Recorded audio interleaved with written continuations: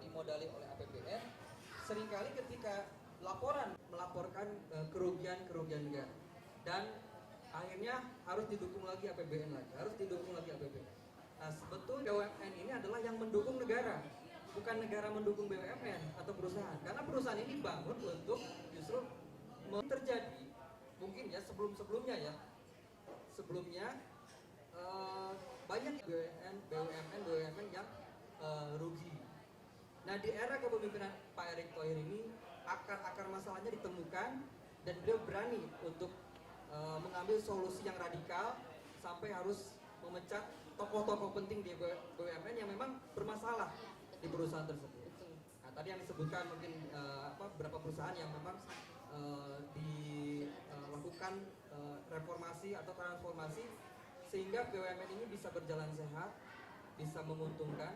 Dan sebetulnya yang dilakukan oleh Pak beliau dipercaya sebagai Menteri BUMN kan sekarang dipercaya juga untuk instrumen penting di negara kita yang memang industri ya, sudah jadi industri, bahkan saking fanatismenya sangat kuat.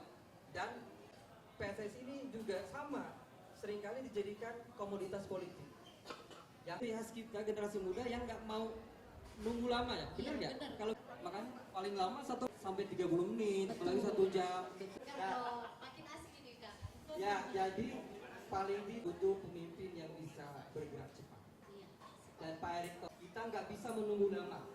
Perubahan di depan mata, Erick Thohir bisa berkiprah, entah itu sebagai apa, tapi paling dilakukan untuk Indonesia. Jadi saya menyimpulkan transformasi BUMN Indonesia. Saya kira demikian. Terima kasih. Assalamualaikum. Bidang pertanian juga, mereknya tadi juga yang akan diajukan atau disampaikan Bapak Erick Thohir mengenai beberapa sedikit kita diskusinya lebih lanjut, lebih banyak lagi. Akan buku dari Bapak Erick Thohir, buku kebanggaan kita. Boleh untuk maju?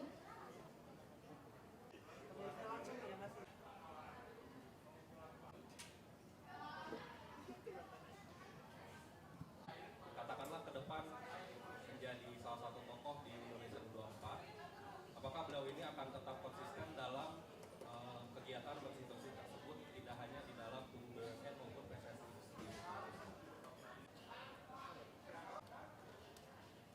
Atau boleh nanti dibantu? Jadi memang Pak Erick ini unik ya. Selain dari pergaulan internasional dari Pak Erick ini, sampai kalau kata sampai berani beli Inter Milan, kan itu apa ya, kita ya sebuah kebanggaan ya, anak negeri untuk tokoh muda kita di Itali, yang Itali juga pernah Oke teman-teman, sebelum bubar mau bikin video dulu. Oke, siap. Erick Thohir untuk Indonesia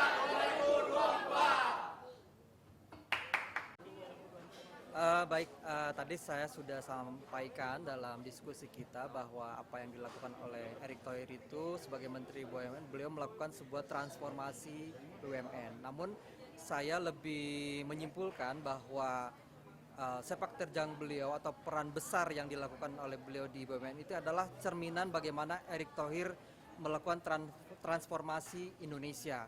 Karena masalah-masalah yang terjadi di BUMN adalah masalah-masalah yang juga mengakar di bidang-bidang lain di luar sektor BUMN.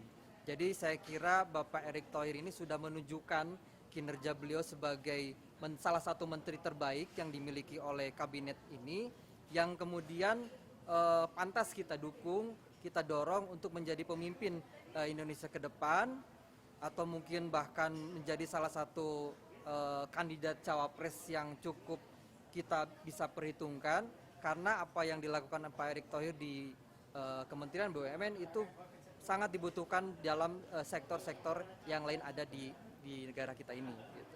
Komunitas yang hadir di diskusi ini siapa aja sih? Alhamdulillah di sini ada teman-teman, ada juga dari Millennial PAN. Ini begitu dekat dengan generasi muda, generasi milenial. Terbukti apa yang dilakukan Pak Erick juga di BUMN. Beliau membentuk BUMN muda yang di situ adalah wadah untuk generasi milenial, generasi muda mengenal BUMN dan mengenal perusahaan dan mengenal tentunya adalah bagaimana visi besar yang dibangun oleh Pak Erick Thohir. Dan tentu saja Pak Erick Thohir juga melakukan perubahan di BUMN ini tidak lepas dari tangan-tangan generasi muda atau anak milenial Gen Z yang membantu beliau melakukan proses perubahan di BUMN. Saya kira demikian ya. Jadi kedekatan Pak Erick Thohir dengan generasi muda ataupun visi yang dibawa oleh Pak Erick Thohir ini memang sangat mungkin menarik perhatian ya kita sebagai generasi muda. Sini juga ada beberapa tim yang juga kebetulan mendukung beliau untuk melakukan gerakan-gerakan bagaimana memberikan edukasi kepada masyarakat dan mempublikasikan bahwa Pak Erick Thohir ini layak untuk didukung oleh kita, dan rata-rata kita ini generasi muda yang memang merasa kita butuh pemimpin seperti Pak Erick Thohir. Nah, sehingga acara ini juga memang tersampaikan ataupun paling tidak di beberapa tim yang ada di yang memang mendukung Pak Erick Thohir ini sepakat, dan kebetulan juga informasi dari panitia diskusi ini ternyata juga banyak dilakukan di daerah-daerah lain. Ada yang di Bali, di Jambi, dan Thohir ini tidak hanya di Bandung, tidak hanya di Jawa Barat, tapi ada di beberapa daerah yang mewakili Indonesia.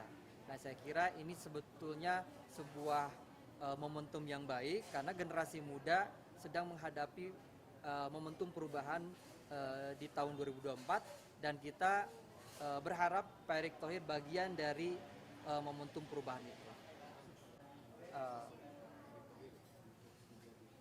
Kita sih masih berharap Pak Erick Thohir ini sebagai salah satu kandidat terbaik cawapres yang ada mewakili aspirasi generasi muda, karena juga kalau kita lihat survei juga alhamdulillah Pak Erick Thohir ini cukup lumayan tinggi, paling tidak masuk 3 besar cawapres terbaik hasil survei, dan saya kira ini juga harus menjadi pertimbangan bersama para elit kebijakan politik di Indonesia hari ini, sehingga Pak Erick Thohir bisa diperhitungkan, dipertimbangkan untuk menjadi salah satu cawapres dari capres yang ada.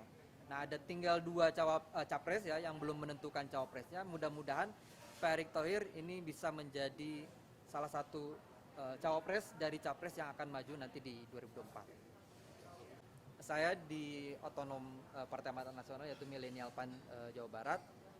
Kenapa PAN hari ini sangat konsisten mendukung Pak Erick Thohir? Karena itu tadi bahwa sosok Erick Thohir ini sangat pantas ya, untuk didorong menjadi calon wakil presiden, dan sampai hari ini PAN masih konsisten memperjuangkan itu karena memang Pak Erick Thohir ini paket komplit. Beliau punya jejak rekam yang baik dan beliau itu bersih, tidak ada cacat politik ataupun tidak punya dosa masa lalu, dan saya kira ini yang dibutuhkan oleh kita hari ini. Dan sehingga Partai Amanat Nasional sampai sejauh ini. Jelajahi cara baru mendapatkan informasi. Download Metro TV Extend sekarang.